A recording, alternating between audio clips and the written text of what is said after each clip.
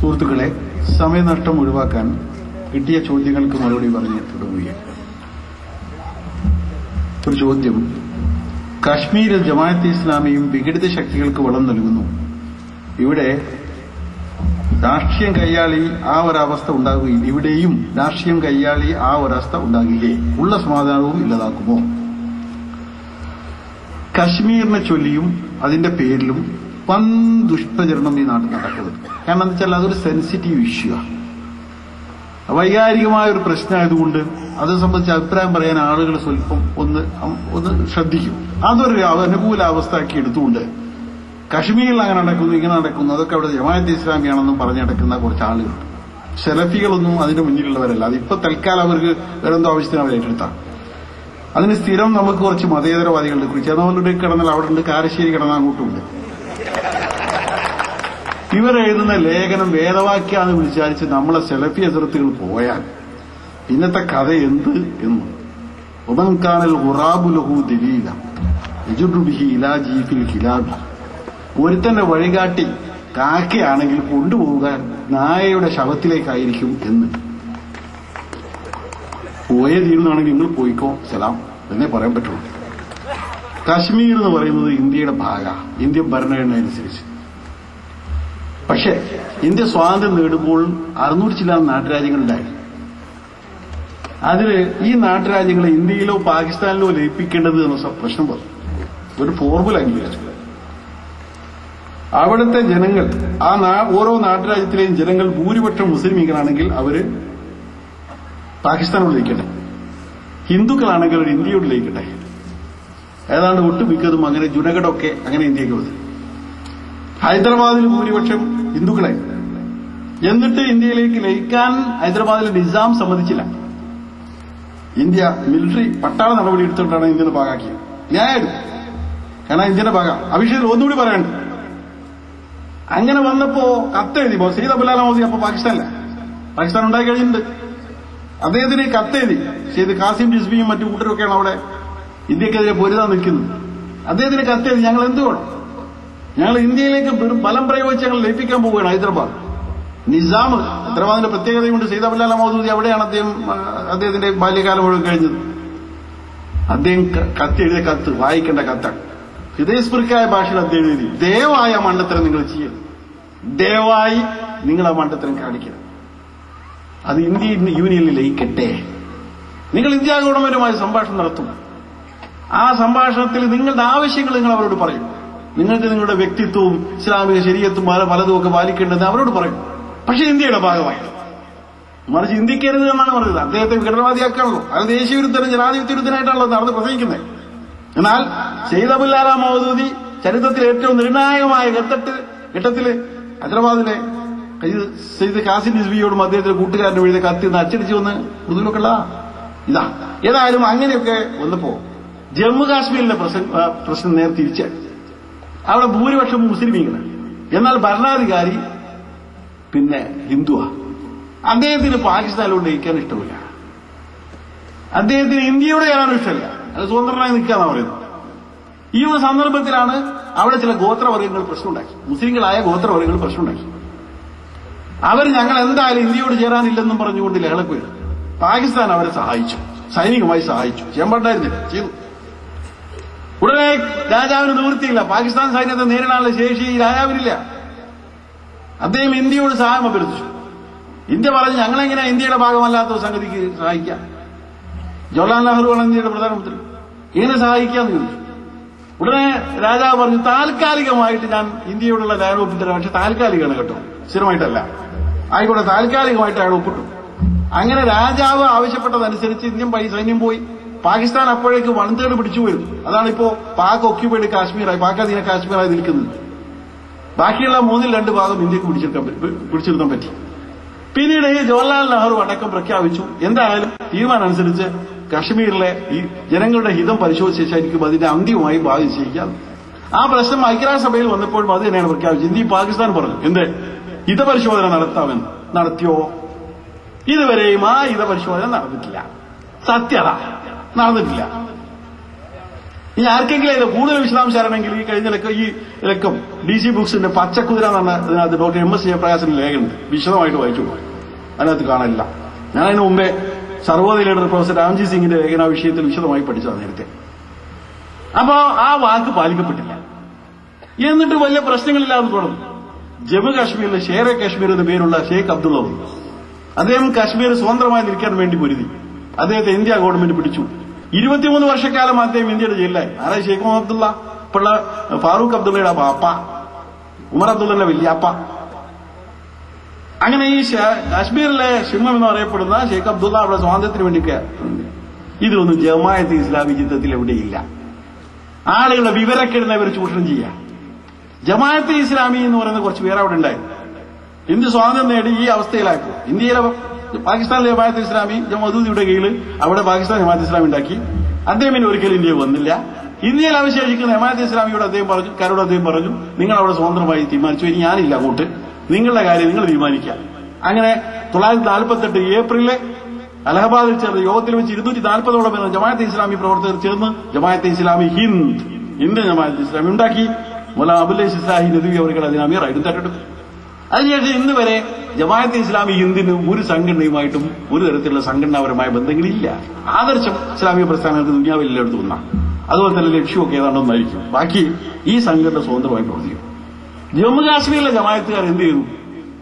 താൽക്കാലികമാണല്ലോ രാജാവ് കൊടുത്ത ഈ പ്രമാണം, കരാറ്, അത് തീരുമാനിക്കട്ടെ.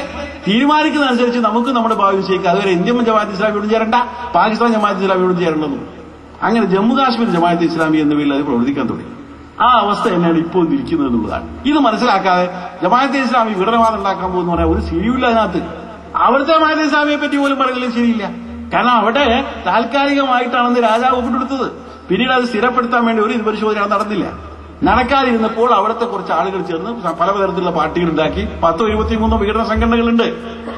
അവരെ സംബന്ധിച്ചിടത്തോളം നന്നായിരുന്നത് അവർ ഇന്ത്യയുടെ ലേഖനം അംഗീകരിക്കുകയായിരുന്നു, സംശയമില്ലാത്ത കാര്യമാണ്. എന്നാൽ അവർക്ക് ബാക്കി കാര്യങ്ങൾ നേരെ പോകാൻ അവിടെ ചെയ്തില്ലെന്ന് മാത്രമല്ല, പാകിസ്ഥാന്റെ സപ്പോർട്ടോടുകൂടി പലപ്പോഴും പ്രസിഡന്റ് ആക്കുന്നത് അതൊക്കെ അടുത്ത ജമാഅത്തെ ഇസ്ലാമിക്കാർ ചെയ്യുന്നതല്ല. പിന്നെന്തുണ്ടായിരുന്നു അറിയാമോ? അവർ പാർലമെന്ററി ജനാധിപത്യം അംഗീകരിച്ചു, ഇന്ത്യയോടുള്ള ഭരണഘടന അംഗീകരിച്ചു. അങ്ങനെ അവർ ഇലക്ഷനിൽ പങ്കെടുത്തു. ഇലക്ഷനിൽ പങ്കെടുക്കണം ഇന്ത്യൻ ഭരണഘടന അംഗീകരിക്കാതെ കൊണ്ട് നമുക്ക് എടുക്കാം. ഇന്ത്യൻ ഭരണഘടന അംഗീകരിച്ചിട്ട് അവക്കെടുത്തത്. ഇന്ത്യൻ ഭരണഘടന അംഗീകരിച്ചു, അതനുസരിച്ച് സത്യപ്രതിജ്ഞ ചെയ്തു. അങ്ങനെയാണ് ജമ്മു കാശ്മീരിലെ അസംബ്ലി തെരഞ്ഞെടുപ്പിൽ അവിടുത്തെ ജമാഅത്തെ ഇസ്ലാമി പങ്കെടുത്തത്.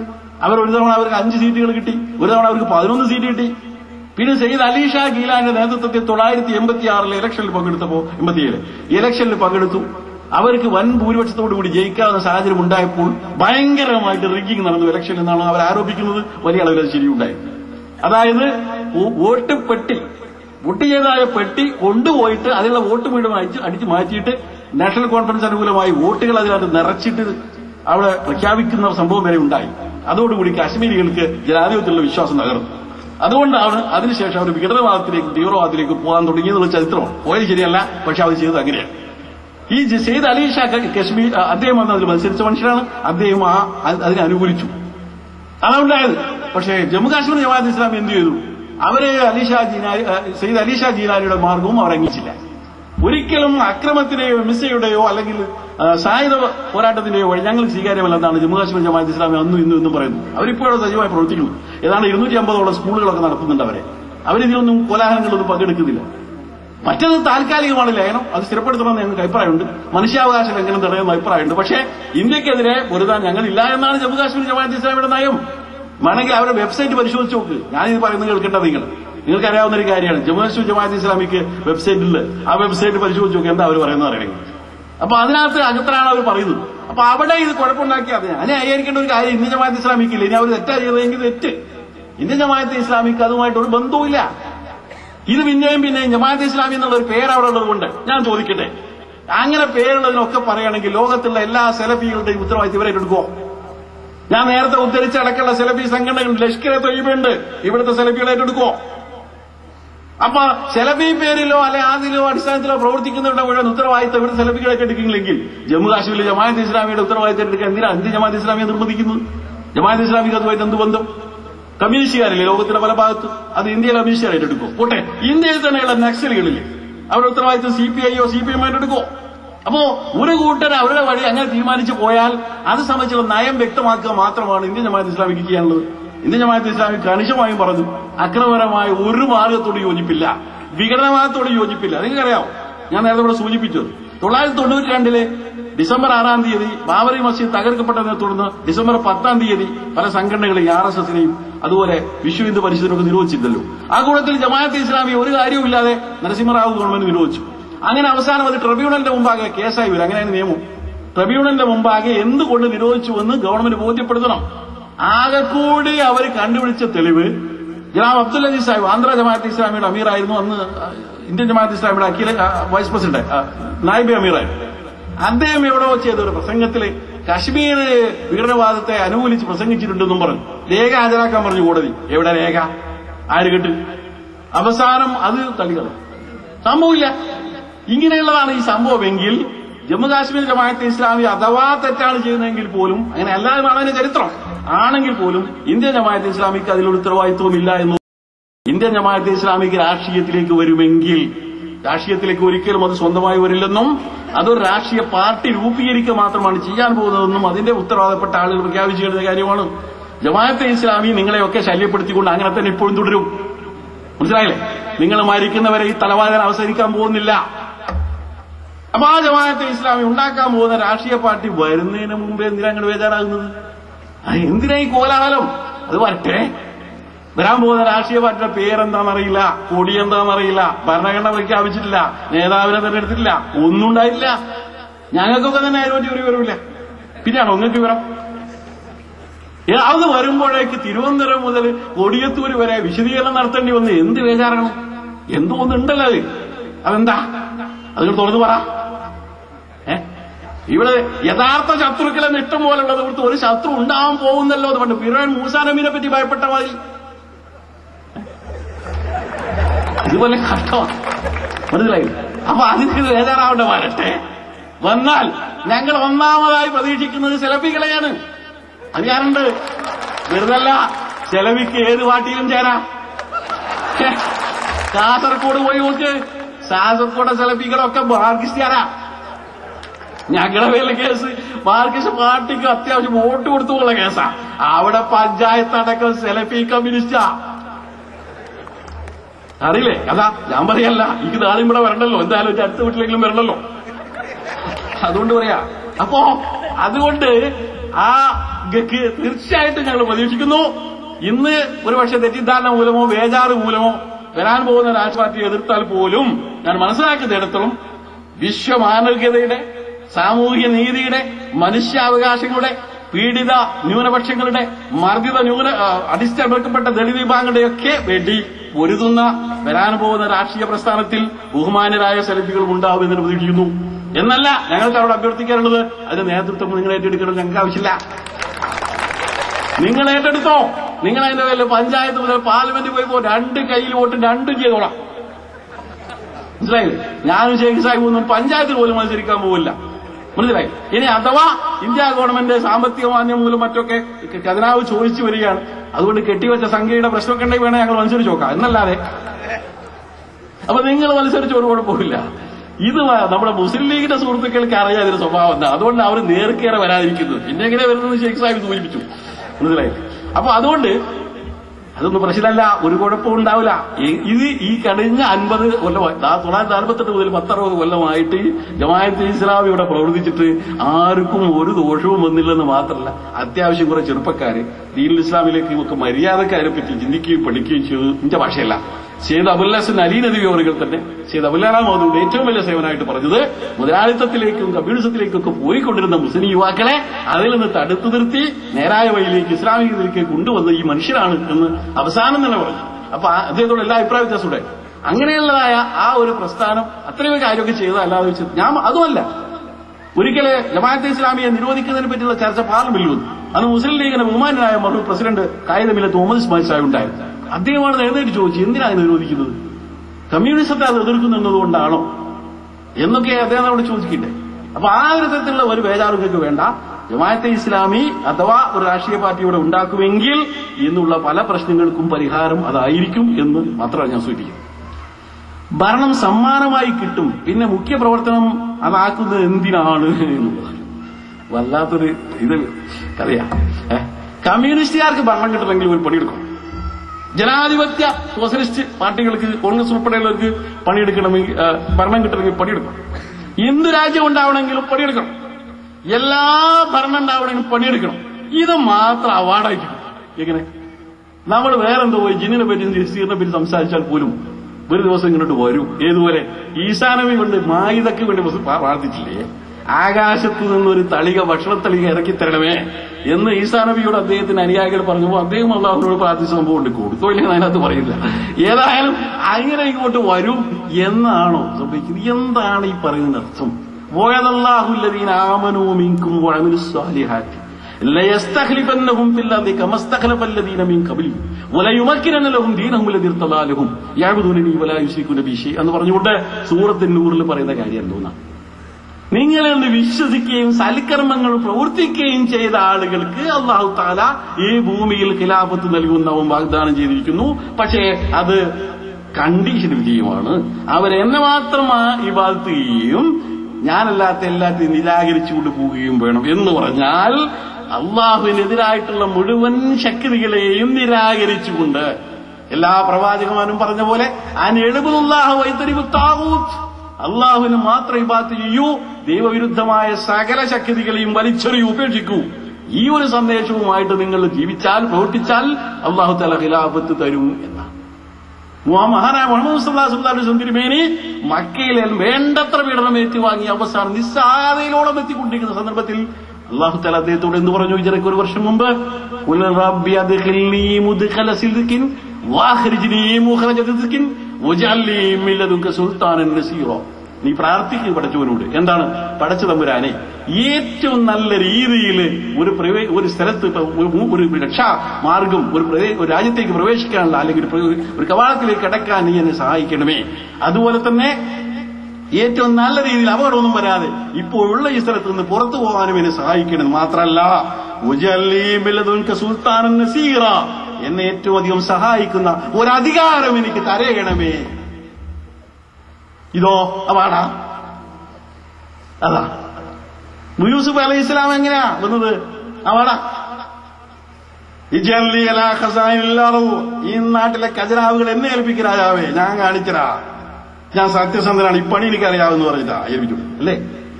കാണിച്ചു കൊടുത്തു. അപ്പൊ അവർക്കൊക്കെ ആവാം. നമ്മളോട് ആർക്കെന്നും പറഞ്ഞെന്താ? റബ്ബനാ ആതിനാ ഫിദ്ദുനിയാ ഹസനത്തൻ വഫിൽ ആഖിറതി ഹസനത്തൻ. പടച്ചവനെ, ദുനിയാവിൽ ഞങ്ങൾക്ക് നല്ലത് തരണമേ, ആഖിറത്ത് നേടണമേ. എന്നിട്ടോ ഒമന്നറാദിൽ ആഖിറത വസാലഹാ സയ്യഹാ, വെറുതെ കിട്ടൂല. നിങ്ങൾ ആരെങ്കിലും ആഖിറത്ത് ആഗ്രഹിക്കുകയും വസാലഹാ സയ്യഹാവോ മുഅ്മിനും, വിശ്വാസിയായിരിക്കെ അതിനുവേണ്ടി പണിയെടുക്കണം. ഖുർആൻ പറയുന്നതാണ്. വലൈസൽ ഇൻസാനി ഇല്ലാ മാ സഅ, മനുഷ്യൻ പണിയെടുത്തതിലെ ഫലമേ അവന് കിട്ടുള്ളൂ. വെറുതെ നിന്നാൽ അവാർഡൊന്നും കിട്ടത്തില്ല. മനസ്സിലായില്ലേ? തെക്കവരെ ഭാഷ അത് കിട്ടത്തില്ല. അപ്പോ ഈ രീതിയിലെ കാര്യങ്ങള് നമ്മൾ കാണുകയാണെങ്കിൽ ഭരണം കിട്ടാൻ വേണ്ടി മരിക്കൊന്നും വേണ്ട, മരം കിട്ടിയില്ലേ ഒന്നും സംഭവിക്കില്ല എന്ന് വിചാരിക്കാം. പക്ഷെ പണിയെടുക്കണം. ഭരണം എന്നുള്ളതല്ല, ഈ രാജ്യം ഈ വ്യവസ്ഥ മാറാൻ വേണ്ടി നമ്മൾ പണിയെടുക്കണം. അതാ അല്ല ഭരണം എന്ന് എന്താ കാര്യം? ഇവിടുത്തെ സാമ്പത്തിക വ്യവസ്ഥ ഞാൻ നേരത്തെ പറഞ്ഞിട്ടുണ്ട്. ഏറ്റവും പാവപ്പെട്ട മനുഷ്യനെ അങ്ങേയറ്റം ജനിച്ചാൽ മറക്കുന്ന പണക്കാരനെ വീണ്ടും വീണ്ടും വീണ്ടും പണക്കാരനാക്കുന്ന ആ വൃത്തികെട്ട ആ വ്യവസ്ഥ മാറും. അടിമതിയുണ്ട്, തട്ടിപ്പും വെട്ടിപ്പുമായി നടക്കുന്ന ഈ അവസ്ഥ മാറണം. അധാർമികത. പിഞ്ചു കുഞ്ഞുങ്ങൾക്ക് 2-3 വയസ്സായ ചെറിയ പെൺകുട്ടികൾക്ക് വരെ ജീവിക്കാൻ വയ്യ.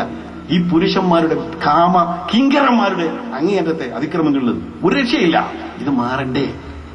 കേരളം ഒരൊറ്റ ദിവസം കൊണ്ട് കുടിച്ചു തീർത്ത് 24 കോടി രൂപയുടെ മദ്യ അത് 48 കോടി രൂപ ആക്കാൻ വേണ്ടിയിട്ടാണോ നമ്മൾ ശ്രമിക്കേണ്ടത്? അത് ഇല്ലാതാക്കാൻ വേണ്ടിയാണോ? ഇതൊക്കെയാണ് പ്രശ്നം.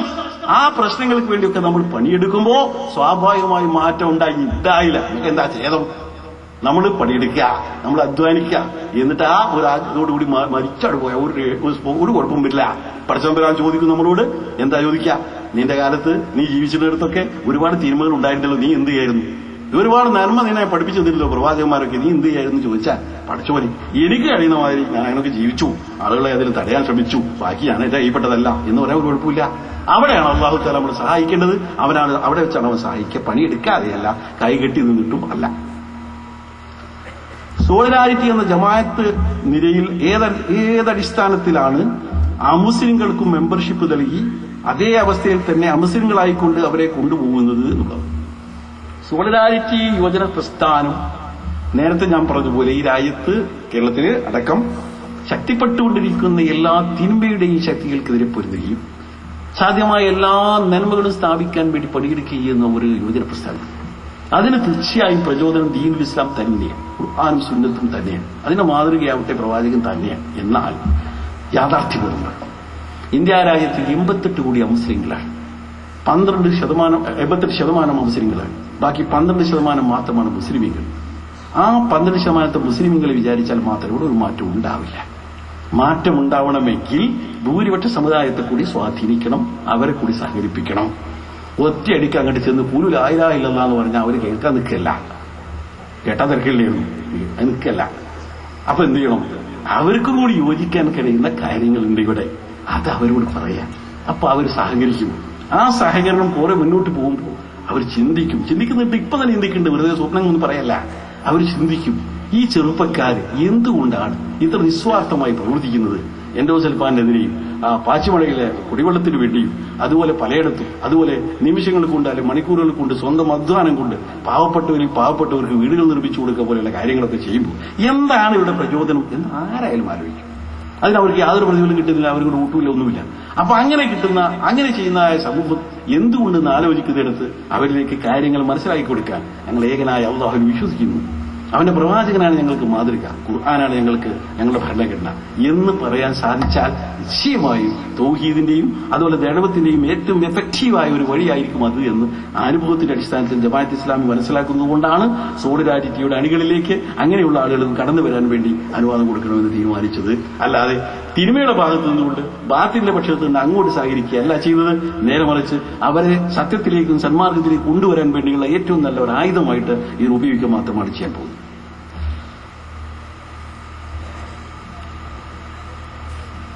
ഞങ്ങളുടെ പരിപാടി ജനുവരി 30 തന്നെ തീരുമാനിച്ചിട്ടുണ്ട്.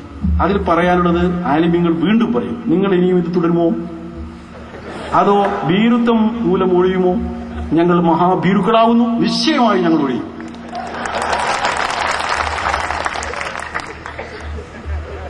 കാരണം അത് കുറച്ചങ്ങനെ അത് നിങ്ങളോട് ഓർച്ചാൽ ബുദ്ധിമുട്ടാതാ. എന്ത് ഖുദിൽ അഫ്വ വഅമുൽ ബിൽ ഉർഫി വഅരിദ് അനിൽ ജാഹിലീൻ. വിട്ടുവീഴ്ച ചെയ്യാം, നല്ലത് പറയാം, വിട്ടുവീഴ്ച ചെയ്യാം. ജാഹിലിപ്പങ്ങളല്ല. ഇപ്പോൾ ഒരു സലഫിയെ പറ്റി എനിക്ക് അങ്ങനെ അഭിപ്രായമില്ല. എന്നാൽ ഇത് വാഴക്കാട് നടന്ന പോലെ 9ാം തവണ ആവർത്തിച്ചാൽ പിന്നെ അതിന് ജഹാലത്ത് എന്നേ പറയാൻ കഴിയൂ. മനസ്സിലായി? നാദാപുരത്ത് ഇപ്പോഴും തുടരുക. ഈ ഒരു പരുവത്തിലേക്ക് കാര്യങ്ങൾ കൊണ്ടുപോകുമ്പോൾ അത് വിവരക്കേട് എന്ന അർത്ഥത്തിലല്ല, ജഹാല് അവിവേകം എന്ന അർത്ഥത്തിൽ അത് ജഹീൽ തന്നെയാണ്. ഇസ്ലാമിന്റെ രീതിയല്ല. അതുകൊണ്ട് ജമാഅത്ത് ഇസ്ലാമി അത്തരമൊരു അംഗത്തിലില്ല. നിങ്ങൾക്ക് സുന്ദരമായിട്ട് പറയാം, ഏകപക്ഷീയമായി ഗോളടിച്ച് ഗംഭീരമായിട്ട് പോവാം, ഇത് കുഴപ്പമില്ല. ഏറ്റവും ചുരുങ്ങിയത് 2ാം കാര്യത്തിൽ ഞാൻ കാണിയത് ഞങ്ങൾ ചോദിക്കുമല്ല, ഇനി വേറെ ആർക്കോ ഒരു പോയാമാജോ മറ്റോ കൊണ്ടുപോകുന്നു എനിക്കറിഞ്ഞു. ഇന്ത്യ പോലുള്ളൊരു ഇസ്ലാമികേതര രാജ്യത്തെ ഭരണകൂടത്തിന് കീഴിൽ ഒരു മുസ്ലിമിന് പൂർണ്ണമായി തൗഹീദ് അംഗീകരിച്ചുകൊണ്ട് ജീവിക്കാൻ കഴിയില്ലെന്ന് ജമാഅത്ത് ആദർശങ്ങൾ എന്ന ജമാഅത്ത് ആദർശം ഇസ്ലാമിനെതിരാണ്. വളരെ ലോകത്തെവിടെയും ഒരു മുസ്ലിമിന് ഏത് പരിസ്ഥിതി എന്നാലോ അൽബേനിയ എന്ന് പറയുന്ന ഒരു രാജ്യമുണ്ട്, മുസ്ലിമുകളായിരുന്നു അവിടെ കമ്മ്യൂണിസം വന്നു. സാധാരണ എന്ന മാതിരിയല്ല. ഭരണഘടനയിൽ നാസ്തികവാദം എഴുതി ചേർത്തോളം ചില്ലറക്കാരനല്ല. അൻവർ ഹോജ എന്ന് പറയുന്ന മനുഷ്യനാണ്. മിനിസ്റ്റർ പറയുക അൻവർ ഹോജാണ്. ഈ അൻവർ ഹോജ പോലും മാത്രമല്ല, ഇപ്പൊ പുതിയ തലമുറക്കൊന്നും ഹാലില്ല, അത് വേറെ കാര്യം. ഏതായാലും അങ്ങനെയുള്ള ഈ അൻവർ ഹോജ ഭരണഘടനയിൽ എഴുതി വെച്ചുകൊണ്ട് നിരീശ്വരവാദം, മുസ്ലിം പേരിടാൻ പാടില്ല, നാസ്തികവാദം. അവിടെ മുസ്ലിമുകൾ ജീവിച്ചുള്ളൊരു തെളിവെന്താണെന്ന് വെച്ചാൽ ഭരണമൊക്കെ കഴിഞ്ഞ് എല്ലാം കെട്ടഴിഞ്ഞു പോയി, സോവിയറ്റ് യൂണിയനൊക്കെ ശിഥിലമായ ആ സന്ദർഭത്തിൽ ഇപ്പൊ അൽബേനിയയിലും അതുകൊണ്ട് എവിടെ വന്നത്. അപ്പോ ഒരു മുസ്ലിമിന് ഏത് പരിതസ്ഥയിലും മുസ്ലിമായി ജീവിക്കാൻ കഴിയും വിചാരിച്ചാൽ. അങ്ങനെയുള്ളതാണ് ഇസ്ലാം. അതുകൊണ്ട് ഇന്ത്യ രാജ്യത്തും ഒരു മനുഷ്യന് മുസ്ലിമിന് നിസ്വാർത്ഥനായ ശരിയായ മുസ്ലിമായി ജീവിക്കാം. പക്ഷേ എന്താ, അവൻ ആദർശപരമായി വിട്ടുവീഴ്ച ചെയ്യരുത്. ലാ ഇലാഹ ഇല്ലല്ലാഹ് മുഹമ്മദ് റസൂലുള്ളാഹ് എന്ന കലിമത്ത് തൗഹീദാണ് അംഗീകരിക്കുന്നതെങ്കിൽ അതിന്റെ എല്ലാ വ്യാപ്തിയോടും വിവക്ഷയോടും കൂടി അയാൾ അംഗീകരിച്ചു മതിയാവും. എന്നിട്ട് എത്ര അളവിലാണോ അയാൾക്ക് ഇന്ത്യൻ സാഹചര്യത്തിൽ നടപ്പാക്കാൻ കഴിയുന്നത് നടപ്പാക്കിയാൽ മതി. ഇസ്ലാം പണ്ടെന്നെ അറിയില്ല എന്ന് പറയാൻ പോയത്. ഇസ്ലാം ഒരു സമ്പൂർണ്ണ ജീവിതം തന്നെയാണ്. അതിൽ രാഷ്ട്രീയമുണ്ട്, സാമ്പത്തികമുണ്ട്, സംസ്കാരവും എല്ലാം ഉണ്ട്. പക്ഷെ ഇന്ത്യയുടെ ഇന്നത്തെ സാഹചര്യത്തിൽ ഈ രാജ്യത്തിലെ ജനങ്ങൾക്ക് അതൊന്നും ബോധ്യമാകാത്ത സാഹചര്യത്തിൽ അവരോട് പറയേണ്ട ക്രമം വേറെയാണ്. ആ രീതിയിൽ അവരോട് കുറേശ്ശായിട്ട് പറഞ്ഞു പോകാം. എന്റെ ജീവിതത്തിൽ സാധിക്കുന്നിടത്തൊക്കെ ഞാൻ ഇത് നടപ്പാക്കും, സാധിക്കാത്തിടത്ത് മാറ്റാൻ വേണ്ടി പണിയെടുക്കുകയും പ്രാർത്ഥിക്കുകയും ചെയ്യും. മുസൈദ് അബുലാല മൗദൂദി ഇതിന് മനോഹരമായ ഉദാഹരണം മുമ്പേ പറഞ്ഞിട്ടുണ്ട്. എന്തായി? 3 ആളുകൾ ഒരു കിണറ്റിൽ വീണു. കിണറ്റിൽ വീണ് അങ്ങേ അറ്റത്തെ ആഴുള്ള കിണറാ, ചാടി വെള്ളം. അതിൽ ഒരാൾ പറഞ്ഞു, എന്ത്, നമുക്ക് ഏതായാലും വീണു, ഒരാളും രക്ഷപ്പെടാൻ നോക്കിയിട്ട് കാണുന്നില്ല, വരുന്നുമില്ല, അതുകൊണ്ട് ഇത് കുടിച്ചു തന്നെ ഇവിടെ കഴിയല്ല, അപ്പൊ ചാവുന്നവരെ.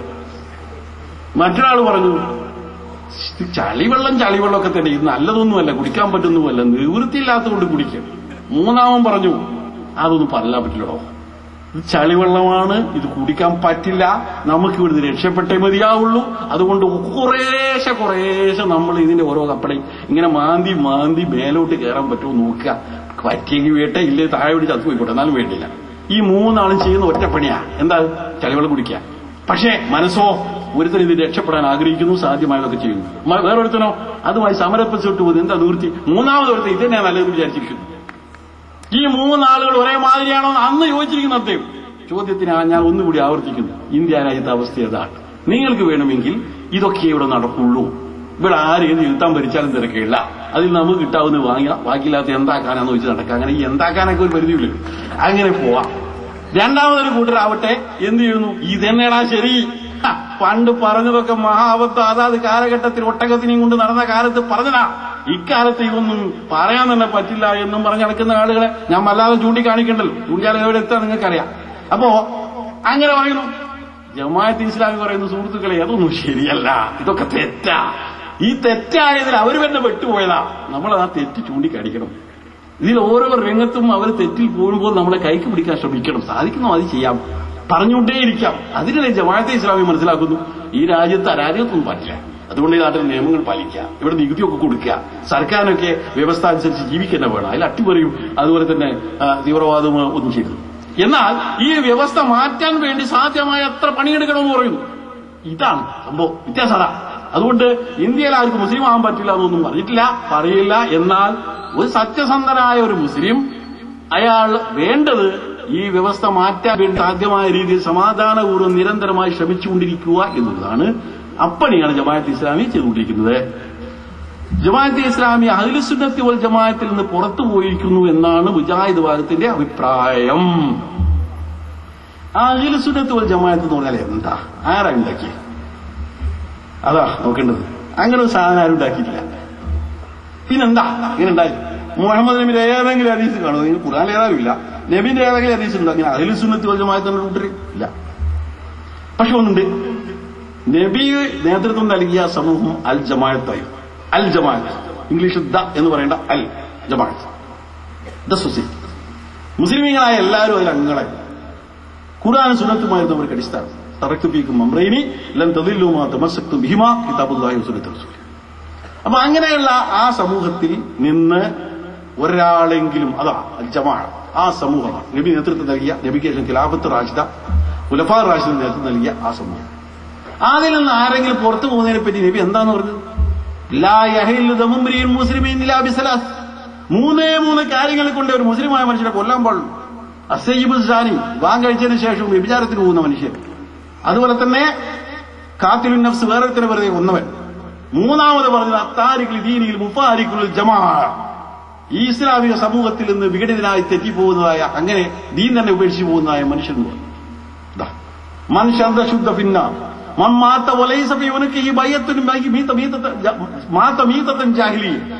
ഒരു മനുഷ്യൻ ഒരു ഇമാമിനെ ബയ്യത്ത് ചെയ്യാതെ സ്വന്തം സമൂഹത്തിൽ അമീറിനെ ബയ്യത്ത് ചെയ്യാതെ മരിച്ചുപോയാൽ അയാൾ ജാഹിലിയ കാലത്ത് ചത്തുപോയവനെ പോലെയാണ്. മാത്തമീത്തൻ ജാഹിലിയ. ഇത്ര ഗൗരവമുള്ള സംഗതിയാണ് അൽജമാഅത്ത്. ആ അൽജമാഅത്തിൽ നിന്ന് ആരും പുറത്തു പോകാനേ പാടില്ലാത്ത ഒന്നാണ്. പക്ഷെ നിർഭാഗ്യവശാൽ ദുർബലമായ ഇസ്ലാമിയ ഖിലാഫത്ത് പോലും ഒടുവിലത്തെ ഉസ്മാനിയ ഖിലാഫത്തിന്റെ തകർച്ചയോടെ ഇല്ലാതായി. ഇപ്പൊ അങ്ങനെ ഒരു ഖിലാഫത്ത് എവിടെയുമില്ല. എന്നാൽ ഇനി ഉണ്ടാവുകയില്ല എന്ന് തീരുമാനിക്കണോ? വേണ്ട. ഉണ്ടാവും തീരുമാനിക്കണം. അതിന് ആയത്ത് ഞാൻ നേരത്തെ ഓതി എന്ന് പറഞ്ഞിട്ട് അള്ളാഹു തആല തന്ന വാഗ്ദാനമാണ് ഖിലാഫത്ത് ഉണ്ടാവും, അതിനുവേണ്ടി പണിയെടുക്കണം. അതിനോടൊപ്പം തന്നെ ഒരു കാര്യം നബി പറഞ്ഞു, അവസാനമായിട്ട് ഖിലാഫത്ത് നില മിൻഹാജിൻ നുബുവ്വ, പ്രവാചകത്വത്തിന്റെ അതേ മാതൃകയുള്ള ഖിലാഫത്ത് സ്ഥാപിതമാവും, പ്രതീക്ഷയോടുകൂടി പണിയെടുക്കണം. അതാണ് ജമാഅത്തെ ഇസ്ലാമി രൂപവൽക്കരിച്ചുകൊണ്ട് ചെയ്ത അബുലാല മൗദൂദി ചെയ്ത പ്രസംഗത്തിൽ ഏറ്റവും മുഖ്യ പോയിന്റ്. റൂദാദ് ജമാഅത്തെ ഇസ്ലാമി ഇതിന്റെ 1-ാം ഭാഗം നിങ്ങളെടുത്ത് വായിക്കണം, ഇവിടെ ഉദ്ധരിക്കാൻ സമയമില്ലാത്തതുകൊണ്ടാണ്. എന്താ അദ്ദേഹം പറഞ്ഞറിയാവോ? നമ്മൾ ഉണ്ടാക്കാൻ പോകുന്ന ഈ സംഘടനയുടെ പേര് ജമാഅത്ത് ഇസ്ലാമി, ഇസ്ലാമിക സംഘടന അല്ലെ ജമാഅത്തെ ഇസ്ലാമി എന്നാണ് സമ്മതിച്ചു. ഒരിക്കലും നമ്മുടെ മുൻഗാമികളായ ചില സംഘടനകൾക്ക് പറ്റിയ അബദ്ധം നമുക്ക് പറ്റരുത്. ഈ സംഘടനയിൽ ചേരാത്തവരൊന്നും മുസ്ലിമല്ല, ബാക്കിയുള്ളവരൊക്കെ അമുസ്ലിമീങ്ങൾ, അൽജമായത്ത് ഞങ്ങളതാണെന്ന് പറയാനേ പോവരുത്. റസൂലുള്ളാഹി സ്വല്ലല്ലാഹു അലൈഹി വസല്ലം ഉണ്ടാക്കിയ അൽജമായത്ത് ഇന്ന് നിലവിലില്ല. ഒരു സംഘടനക്കും ഞങ്ങളാണതെന്ന് അവകാശപ്പെടാനും പറ്റില്ല. നമ്മൾ ഉണ്ടാക്കാൻ പോകുന്ന ജമാഅത്ത് ഇസ്ലാമിയോ അതല്ല. ആ അൽജമായത്ത് നിലവിൽ വരാൻ വേണ്ടിയുള്ള ശ്രമം മാത്രമാണ് ഇതെന്ന് അദ്ദേഹം പറഞ്ഞത്. ഇത് മുൻകൂർ ജാമ്യത്തില്. അപ്പൊ അങ്ങനെയുള്ള ഒരു സംഭവത്തിൽ പിന്നെ ഒരിക്കലും ജമാഅത്ത് ഇസ്ലാമി അഹ്ലു സുന്നത്ത് വൽ ജമാഅത്ത് എന്ന് പറയുന്ന ആ കൺസെപ്റ്റിൽ തന്നെയാണ് നിൽക്കുന്നത്. പക്ഷെ അതൊന്ന് അതേ രീതിയിൽ നിലവിലില്ല എന്നത് മാത്രമേ ഉള്ളൂ. പിന്നെ വിശ്വാസപരമായി അക്കായിദ് ജമാഅത്തെ ഇസ്ലാമിയുടെ ഏതെങ്കിലും ഒരു വിശ്വാസം, എന്റെ ഭരണഘടന എടുത്തിട്ട് ഏതെങ്കിലും ഒരു വിശ്വാസം നിങ്ങൾക്ക് അത് അഹ്ലു സുന്നത്ത് ജമാഅത്തിന്റെ അക്കീദക്ക് എതിരാണെന്ന് സ്ഥാപിക്കാൻ കഴിഞ്ഞാൽ അന്ന് ജമാഅത്തെ ഇസ്ലാമി ഇത് തിരുത്താൻ എല്ലാ നിലക്കും തയ്യാറായിരിക്കും. ജമാഅത്തെ ഇസ്ലാമി ഒറ്റപ്പെട്ട് കഴിയുന്ന ഒരു സംഘടനയല്ല. സലഫി പണ്ഡിതന്മാരുമായും സുന്നി എന്ന് പറയപ്പെടുന്ന പണ്ഡിതന്മാരുമായിട്ട് നിരന്തരം ആശയബന്ധവും നമുക്ക് പാലിക്കുന്നതാണ്. ഇന്നുവരെ അക്കീദ കൊണ്ട് ജമാഅത്തെ ഇസ്ലാമി കഴിച്ചു എന്ന് ഈ അക്കന്മാരൊക്കെ വയലുവരാണ് വേറെ കാര്യം. അല്ലാത്ത സ്ഥിതിക്ക് ഇതുവരെയും ആർക്ക് തെളിയിക്കാൻ കഴിഞ്ഞില്ല. നേരത്തെ പറഞ്ഞൊരു വാദം ചില സെലഫികൾക്കുണ്ട്, എല്ലാവർക്കും ഇല്ല. അതെന്താന്ന് ചോദിച്ചാൽ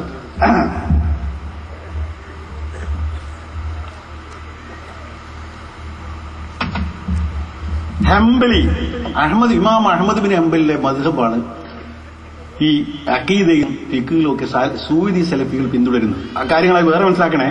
മദ്ഹബില്ല എന്ന് പറഞ്ഞ് നടക്കുന്ന സലഫികൾക്ക് മദ്ഹബുണ്ട്. ഇമാം അഹ്മദ് ബിൻ ഹംബലിന്റെ മദ്ഹബ് തന്നെയാണ് അവിടെ സൗദി അറേബ്യയിൽ പാഠപുസ്തകത്തിലടക്കം പഠിപ്പിക്കുന്ന ആളാണ് അവിടെ പുലരുന്നത്. ഒരുത്തം ബേജാറായിട്ട് എനിക്ക് കത്തയച്ചു, ഒരു മലയാളി സുഹൃത്തെ എവിടോ അയാളുടെ ഡിസർട്ടിലാണ് പണിയെടുക്കുന്നത്. അവിടെ ജുമ ഏതാണ്ട് നമ്മൾ പെരുന്നാൾ നിസ്കരിക്കുന്ന നേരത്താണ്. ഞാൻ എന്താ വേണ്ടത്, ഈ പെരുന്നാൾ നിസ്കരിക്കുന്ന ഒരു 8-9 മണിയാകുമ്പോൾ ജുമ, അതെന്താ പറ്റുമോ എന്ന് ചോദിച്ച് കത്തെഴുതി. ഞാൻ പറഞ്ഞു ബേജാറാവണ്ട, അത് അഹ്മദ് ബിൻ ഹംബലിന്റെ മദ്ഹബാണ്. അവിടെ അവരുടെ ദൃഷ്ടിയിൽ ജുമയ്ക്ക് പെരുന്നാൾ നിസ്കാരത്തിന് സമയം മുതൽക്ക് തുടങ്ങും. അതുകൊണ്ട് ജുമ നഷ്ടപ്പെടാതിരിക്കുന്നേക്കാൾ നല്ല ഏതായാലും കൂടുതൽ തന്നെയാണ് എന്ന് അയാൾക്ക് മറുപടി ചെയ്തു. ഞാൻ പറഞ്ഞു അങ്ങനെയുള്ള ഒരു മദ്ഹബ് അവിടെയുണ്ട്.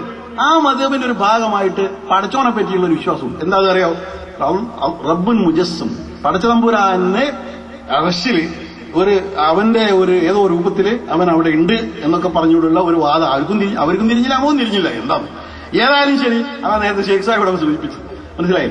അപ്പൊ അങ്ങനെയുള്ള ഒരു വിശ്വാസം അവർക്കുണ്ട്. അത് വിശ്വസിക്കാത്തവരൊക്കെ അത്യന്തരായിട്ട് അഹ്ലു സുന്നത്തൊന്നും ചിലപ്പോ ഇസ്ലാമൊന്നും പുറത്താന്നൊക്കെ പറയാനുള്ള വണ്ടത്തരം അവർ കാണിക്കാറുണ്ട്. നേരിട്ട് പോയി കണ്ട മാതിരിയാ പഠിച്ചാനാണ് ഇരിക്കുന്നത്. എന്താ ചെയ്യാ, ഖുർആൻ എന്താ പറയുന്നത്,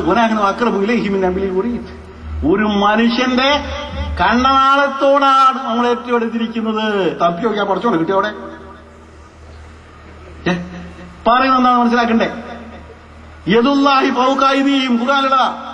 അതുപോലെ എന്തൊക്കെ അതൊന്നും പറയാൻ സമയമില്ല. അപ്പൊ ചുരുക്കി പറഞ്ഞാൽ അള്ളാഹുവിന്റെ അർശുള്ളതാണ്. ശൈഖുൽ ഇസ്ലാം ഇബ്നു തൈമിയ്യ പറഞ്ഞാലും ശരി, അൽ അർശ് അക്കുൻ, സത്യാത് ഖുർആനിൽ പറഞ്ഞ കാര്യമാണ്. വൽ ഇസ്തിവാഉ അക്കുൻ, അല്ലാഹു തആല സുമ്മസ്തവ അലൽ അർശി എന്ന് പറഞ്ഞ സത്യമാണ്. പക്ഷെ അർശിന്റെ കോലെന്താ, അള്ളാഹ് അവിടെ ഇസ്തിവാ എന്നുള്ള രൂപം എന്താ ലാനായിരിക്കും. നമുക്ക് ഇവരല്ല, നമ്മുടെ ബുദ്ധി അതിനോ വികസിപ്പിച്ചു തന്നിട്ടില്ല. ഉമാവുത്തീത്തുമില്ല കലീല, നിങ്ങൾക്ക് അല്പം വിവരേതൊന്നുള്ളൂ.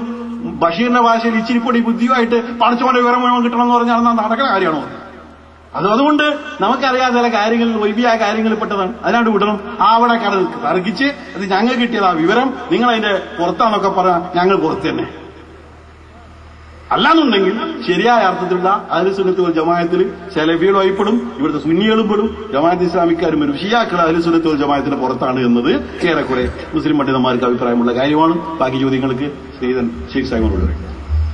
വിട്ടുപോയ സംഭവം അല്ലെങ്കിൽ ഉന്നയിക്കപ്പെട്ട ചോദ്യം അതിനായിട്ട് ബന്ധപ്പെട്ട, അതായത് ജമാഅത്തെ ഇസ്ലാമി സിമി തമ്മിൽ ബന്ധമുണ്ട്. അതിന് കാരണം ഷെയ്ഖ് മുഹമ്മദ് സിമിക്കാറായിരുന്നു. സിമി ഉണ്ടാക്കിയ കേരളത്തിൽ പോയത് ഷെയ്ഖുമാർ. അങ്ങനെയാണെങ്കിൽ ജമാഅത്ത് ഇസ്ലാമി നേതൃത്വം മുജാഹിദും തമ്മിൽ പങ്കിടുന്നത്. കാരണം സിമിക്കാരാണ് ഇതിനു മുമ്പ് ഞാൻ മുജാഹിദാനും ലീഗാനും വേണ്ടി. അപ്പോഴോ ഞാന് 17ാമത്തെ വയസ്സിലാണ് ജമാഅത്തായിട്ട് വന്നത്. അതിനു മുമ്പ് ഞാൻ മുജാഹിദ് ലീഗല്ലേ. പിന്നെ എന്താ സിമി, എന്താ ഇവിടെ പറഞ്ഞല്ലോ, ഒരുപാട് ദീർഘമായി അതിനെക്കുറിച്ച് സംസാരിച്ചു, ഞാൻ വിട്ടുപോയത്. അവിടെ പറഞ്ഞു 1977 സിമി രൂപീകരിച്ചു. രൂപീകരണത്തിന് യോഗത്തിൽ പോയത് ഞങ്ങളുടെ യാതൊരു മടിയില്ല. ഞാനത് സമകാലികമായ അർത്ഥം എഴുതിയിരുന്നു. അതുപോലെ മാതൃഭൂമിയുടെ സന്ദർഭത്തിൽ എഴുതിയിട്ടുണ്ട്. അതൊരു മടിയുള്ള കാര്യമല്ല. ഞാനും അബ്ദുൽ സാഹിബ് സർവായി തന്നെ ഉസ്മാൻ സർവായി സാഹിബ് പോയി ജമാഅത്ത് ഇസ്ലാമി അല്ല സിമി ഉണ്ടാക്കി. അലിഗഡ് യൂണിവേഴ്സിറ്റിയിലെ ക്യാമ്പസിന്റെ സ്ഥാപനത്തിൽ വെച്ചാൽ സിമി രൂപീകരിച്ചത്. ഞങ്ങൾ രണ്ടാളെ കേരളത്തിൽ പോയി. അതിൽ ജമാഅത്ത് ഇസ്ലാമിയുടെ അമീറോ അതിന്റെ പ്രതിനിധികളോ അതിലാരും അത് രൂപീകരിക്കാണ്ടായിട്ടില്ല. അവിടെ വെച്ച് ഇന്ത്യയിലെ ചില വിദ്യാർത്ഥി സംഘടനകൾ കൂടിയാണ് സിമി ഉണ്ടാക്കിയത്. അങ്ങനെ സിമി ഉണ്ടാക്കിയപ്പോൾ അതിലെ പ്രസിഡന്റായ അഹമ്മദ് സിദ്ദീഖെ തെരഞ്ഞെടുത്തു. സെക്രട്ടറി അമൻദ ഖാനെ തെരഞ്ഞെടുത്തു. അവർ രണ്ടുപേരും അവിടെ വെച്ച് ആ യോഗത്തിൽ വെച്ച് തീരുമാനിച്ചു ജമാഅത്ത് നേതാക്കളെ കണ്ട് അവരുടെ സഹകരണം തരണം. അതുകൊണ്ട് സിമി ജമാഅത്ത് ഇസ്ലാമി ഉണ്ടാക്കിയ സംഘടന എന്നാണ് ശുദ്ധ അസംബന്ധം. സിമി സ്വയം അവർ തന്നെ വിദ്യാർത്ഥി സംഘടന ഉണ്ടാക്കിയ സംഘടന. അത് പിന്നീട് ജമാഅത്ത് ഇസ്ലാമിയുടെ സഹായം തരും. ജമാഅത്ത് ഇസ്ലാമിക്ക് സ്വന്തമായി വിദ്യാർത്ഥി സംഘടന ഇല്ലാത്ത സംസ്ഥാനങ്ങളെല്ലാം അതിനെ സഹകരിച്ചു. പക്ഷേ ജമാഅത്ത് ഇസ്ലാമി അംഗീകരിച്ച ചില നയങ്ങൾ സിമി എന്ന് വ്യത്യസ്തമായ നയം സിമി സ്വീകരിക്കാൻ തുടങ്ങി. അപ്പോൾ ജമാഅത്ത് ഇസ്ലാമി സിമി നേതൃത്വത്തോട് ആവശ്യപ്പെട്ടു ജമാഅത്തെ ഇസ്ലാമിയുടെ രക്ഷാകർതൃത്വം അംഗീകരിച്ച് അതിന്റെ വിദ്യാർത്ഥി സംഘടന ആവണം, അതിന് നയപരിപാടികളും അംഗീകരിക്കണം. സിമി നേതൃത്വം പറഞ്ഞു ആലോചിച്ച് ചെയ്യാം. അങ്ങനെയാണ് നാഗപ്പൂരിൽ സിമിയുടെ അംഗങ്ങളുടെ യോഗം ചേർന്നു. ഭൂരിപക്ഷ ആളുകൾ തീരുമാനിച്ചു ജമാഅത്ത് ഇസ്ലാമിയുടെ രക്ഷാകർതൃത്വം അംഗീകരിക്കേണ്ട ജമാഅത്ത് സ്വതന്ത്രമായി നിൽക്കാമെന്ന്. അങ്ങനെ സിമി സ്വതന്ത്രമായി നിന്നു. ജമാഅത്തെ ഇസ്ലാമി സ്വന്തമായ സംഘടന ഉണ്ടാക്കി. അതാണ് SIO. സിമിയുമായി അതോട് നേരത്തെ തന്നെ ഉണ്ടാക്കിയ സംഘടനയല്ല, സഹായിക്കുകയും സഹകരിക്കുകയൊക്കെ ചെയ്തിരുന്നു. പക്ഷേ അതിന് നയപരിപാടി വ്യത്യസ്തമായപ്പോൾ അത് നാട്ടിൽ എല്ലാ ബന്ധം മുറിച്ചു. പിന്നെ ജമാഅത്തെ ഇസ്ലാമി സിമിയായി മാറ്റി പിന്നെ NDF ഉണ്ടാക്കിയ പിന്നെ ഇവിടുന്ന് വിചാരോ NDFൽ ഒരൊറ്റ ജമാഅത്ത് ഇസ്ലാമിക്കാരുണ്ട് എന്നല്ല ചിലപ്പോ പറയാൻ കഴിയും, മുൻ ജമാഅത്ത് ഇസ്ലാമിക്കാരുന്നില്ല. പിന്നെ മൗദൂദ് സാഹിബിന്റെ പുസ്തകം വായിച്ചിട്ടാണ് NDF ഉണ്ടായത് എങ്കിൽ ഞാൻ ചോദിക്കട്ടെ, അഷ്റഫ് കൽപ്പറ്റ എന്ന മുജാഹിദ് നേതാവ് മൗദൂദ് സാഹിബിന്റെ പുസ്തകം വായിച്ചിട്ടോ അതോ കെ മൗലവിയുടെ പുസ്തകം വായിച്ചിട്ടായിരിക്കും NDF ഉണ്ടായത്? നമ്മളെ മർഹൂം അലവി മൗലവി സാഹിബിന്റെ മകൻ സയ്യിദ് സാഹിബ് ഉണ്ടല്ലോ NDFന്റെ സംസ്ഥാന ചെയർമാനായി. അത് മൗദൂദ് സാഹിബിന്റെ പുസ്തകങ്ങളൊപ്പം നമ്മളെ മുജാഹിദുകളൊക്കെ വായിക്കല്. മുജാഹിദുകളൊക്കെ NDF ആയത് മാറിയത് മൗദൂദ് സാഹിബിന്റെ പുസ്തകം വായിച്ചിട്ടുണ്ടോ? എങ്കിൽ മൗദൂദ് സാഹിബിന്റെ പുസ്തകമായിരിക്കുമല്ലോ അവരൊക്കെ വായിക്കുന്നത്. യഥാർത്ഥത്തിൽ ജമാഅത്തെ ഇസ്ലാമിക്കാരനായ ഒരാളും NDFലില്ല. ഇല്ലെന്ന് അവകാശപ്പെടാൻ കഴിയുന്ന കേരളത്തിൽ ഒരു പക്ഷേ ഏക മുസ്ലിം സംഘടനയിൽ. വേറെ ചിലതിലൊക്കെ പിടികൂടപ്പെടുമ്പോൾ ചിലപ്പോൾ അവർ വേറെ പല സംഘടനകളായി. ജമാഅത്തെ ഇസ്ലാമിക്ക് ധൈര്യപൂർവ്വം അവകാശപ്പെടാൻ കഴിയും അതിന്റെയോ അതിന്റെ പോഷക സംഘടനയുടെയോ ഒരാളും ഇന്ത്യ പ്രവർത്തകരായിട്ടില്ല. എന്നല്ല അത് മറ്റൊരു സംഘടനയെ പ്രവർത്തിക്കുന്ന പ്രശ്നവും അതിൽ ഉത്ഭുതമാവുന്നില്ല എന്നതാണ് വസ്തുത.